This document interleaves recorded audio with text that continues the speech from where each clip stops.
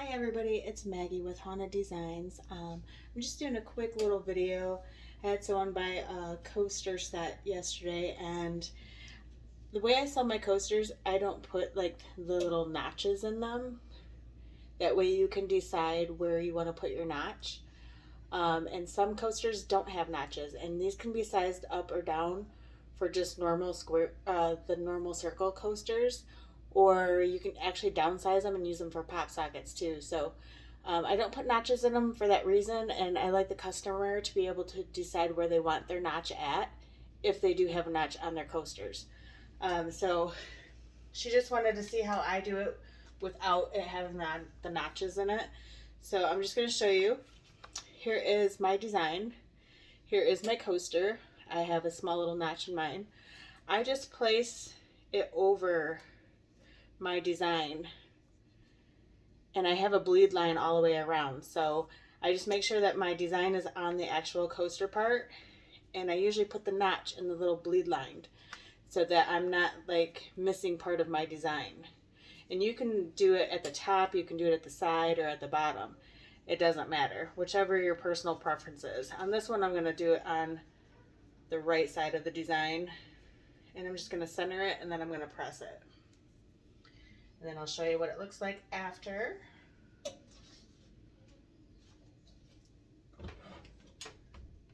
And I just do it that way so that people can use the designs for other things, multi-purpose. So I know a lot of people like to make pop sockets and the little phone stands and everything out of them.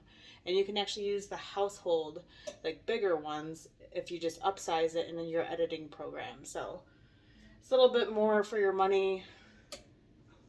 I have an access drive that I do yearly that's got about 600 to 700 designs on it. That one is coming to a close here in December, and then we'll be starting one for the new year. And then I sell some smaller bundles as well. I do these at 400 degrees for 60 seconds. My heat press varies between 390 and 4. Doesn't really stay at 400.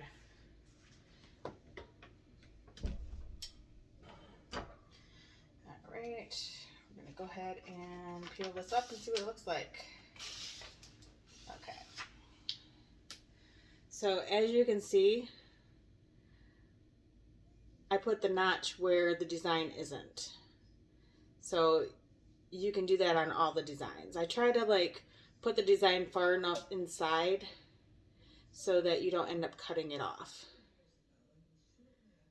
So there's usually always room for the notch. On some of them, like the ones that have like the wreath on the outside, those you might actually cut out part of the design when you have a notch, but for the most part I try to design them so that you're not missing part of the design when you do that. I actually just made these designs yesterday. These are not on my drive, they're just ones that I made for myself. And I use new paper each time. I'm actually going to cut this one in half so that I'm not wasting. But I'm going to do the same thing on this one. See, you can like just move that over a little bit so that you're not cutting the heart out of the design. Or you can put this one up. I prefer to have mine either down or to the side. So I'm actually going to do this one to the side. And we're going to press this one too. Make sure you always cover so you don't get anything on your press.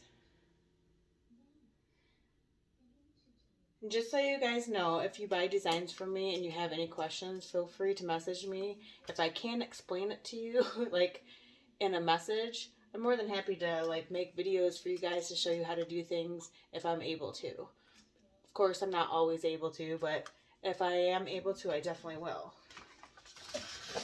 I know a lot of you are new, so I like to be as helpful as possible. I am going to be doing a video on doing ornaments here too as soon as I'm done with this coaster. That will be in a separate video though. So make sure you watch for that. This one's almost done. I'll show you what it looks like, and then I'm going to start my ornament video.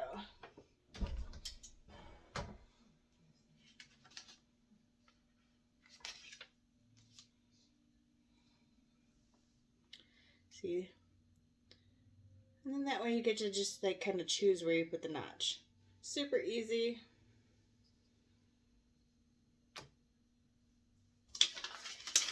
If you have any questions, feel free to message me. And thanks for watching.